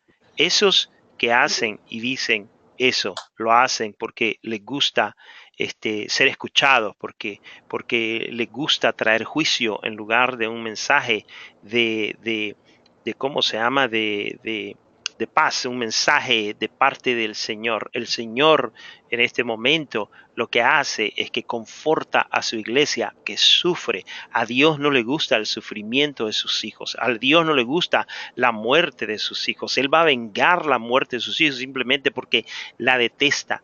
Él conoce de su sufrimiento, Él conoce de su dolor, Él conoce cada vez que se van a dormir sin haber comido. Dios conoce, ese es el Dios que yo conozco. El Dios que yo conozco no viene en contra de los venezolanos, en contra de su misma iglesia, simplemente porque Él es Dios y está sentado en el trono, y porque no van a la iglesia, pues los va a mandar al infierno. No, ese no es el Dios que la palabra de Dios revela. Y yo quiero que ustedes estén bien certeros de eso, de que Dios es el que les suple, es Dios, de Él viene su sustento, de Él viene sus fuerzas, y ese mismo mensaje es el que ustedes deben de darle a todo venezolano, sea cristiano o no sea cristiano. Ese es el mensaje de las buenas nuevas del Señor Jesucristo. ¿Me explico? Así es, hermano. Así que, adelante. Así es. Están así que por eso fue que Él murió y padeció, para que nosotros no pasemos por eso. Sí. Hermano, esos que predican la prosperidad financiera y que si usted es un hijo de rey va a vivir como un rey, son mentirosos. Son mentirosos, hermanos. No les crea. Son mentirosos. Todo ese dinero es para ellos.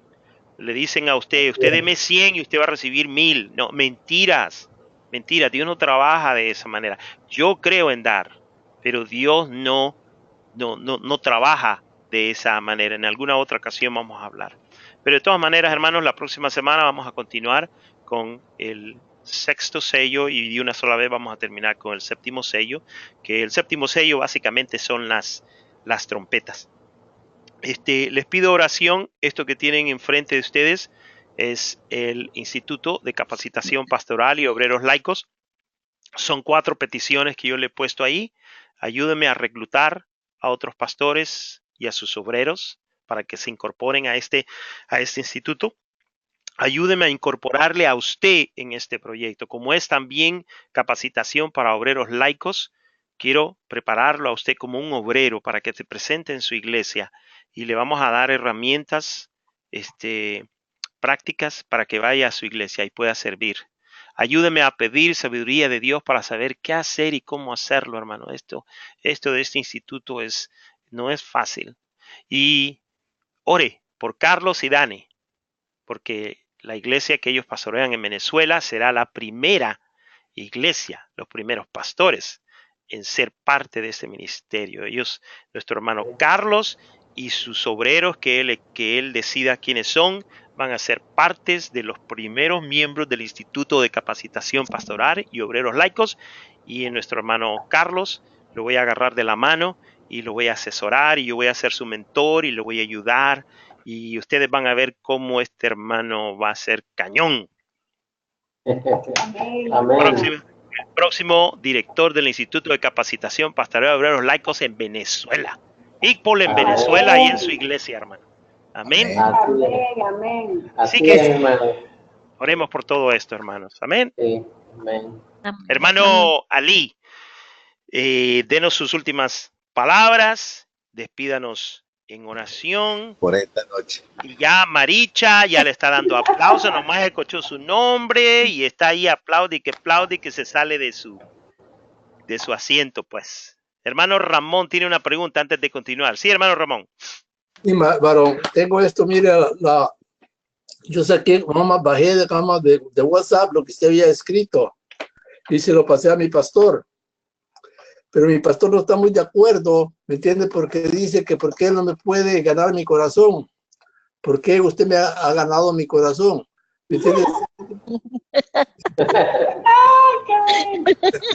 Siente un poco celoso él, ¿me entiende? Los celos. No entendí lo que me quiso decir. Ok, el pastor se siente un poco celoso, por lo que yo ando haciendo aquí en WhatsApp con ustedes, ¿me entiende? Pero no entiende él que él es mi pastor, ¿me entiende? Pero él cree que yo me apego más al ministerio de leyendo las escrituras que a la iglesia de Gama que él está llevando, ¿me entiendes? Así somos todos los pastores, hermano, no se preocupe, todos somos celosos. Yo lo celo a ustedes también, ¿de dónde vaya a creer? Yo también me pongo celoso, jarocho, con celos jarochos.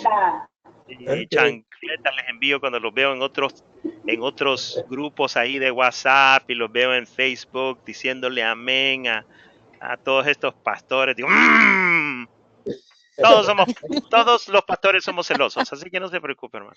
Ok, varón. Tranquilo. Hermano Ali Vargas, y salúdenos y ya pues despídanos y vamos a orar. Bueno, antes que nos vayamos a cada quien a su quehacer y los que están en diferentes horarios y los que estamos en un horario ya de ir a la cama, pues antes de ir a dormir, primero que nada, pues agradecer a